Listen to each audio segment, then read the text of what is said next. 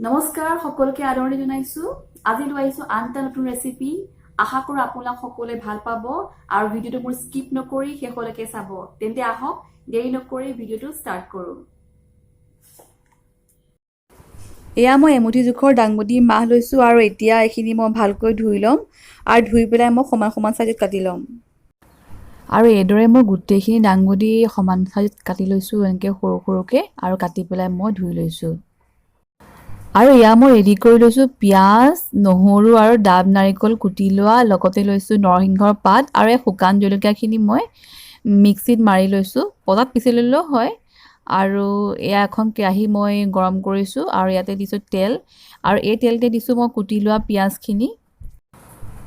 মই এতিয়া দি দিছো আৰু এইখিনি অকমান ভাজিবৰ কাৰণে দিছো আৰু এতিয়া ইয়াতে মিলাইছো মই নহৰুখিনি মই মাজত ফাইল দিছো যাতে নহৰুৰ চেণ্টটো আহে আৰু এতিয়া মই ইয়াত মিলাম নৰসিংহৰ পাত কেখিলামান আৰু এইখিনি মই ভাজি দিছো অকমান আৰু মই কম ফ্লেমত ভাজিছো এয়া দিছো মই শুকান জলকীয়াৰ গুৰি যিখিনি মই মিক্সিত গুৰি কৰি লৈছিলো আৰু এতিয়া মই ইয়াত মিলাইছো বাদাম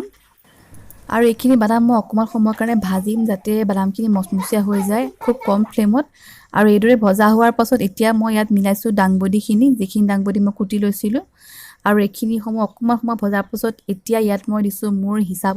মতে নিমখ আৰু হিচাপ মতে মই হালধি গুৰি মিহলাই লৈছো আৰু এই দুইটা বস্তু মিলাই পেলাই মই অকমান সময়ৰ কাৰণে ভাজিম যাতে নিমখ আৰু হালধিখিনি ভালকে সোমাই যায়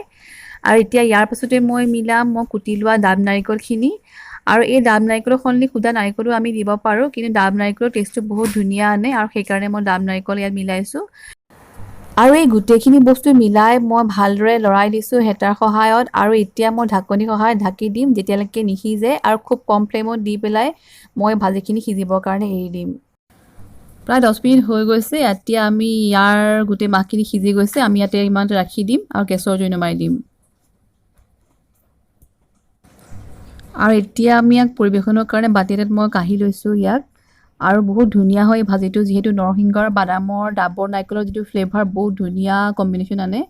আমি নিজে খাই খলি আলহীকো আমি দিব পাৰো আপোনালোকে এবাৰ আশা কৰো ঘৰত ট্ৰাই কৰি চাব ভিডিওটো শেষলৈকে চোৱাৰ বাবে আপোনালোকলৈ থাকিলে মোৰ ফালৰ পৰা অশেষ ধন্যবাদ আৰু কেনেকুৱা পালে আপোনালোকৰ মতামত কমেন্টত জনাব আৰু যদিহে ভাল পাইছে তেতিয়া প্লিজ এটা সাবস্ক্ৰাইব কৰিব আৰু কাষতে থকা বেল আইকনটো ক্লিক কৰি অল বুলি প্ৰেছ কৰি দিব যাতে মোৰ আহিবলগীয়া ভিডিওৰ সকলোখিনি নটিফিকেশন আপোনালোকে সহজে পাই যায় আৰু পুনৰ এনেকুৱা ধৰণৰ ৰেচিপি লৈ অহাৰ প্ৰতিশ্ৰুতিৰে আজিলৈ এইটো ব্লগ ইমানতে সামৰিছো ধন্যবাদ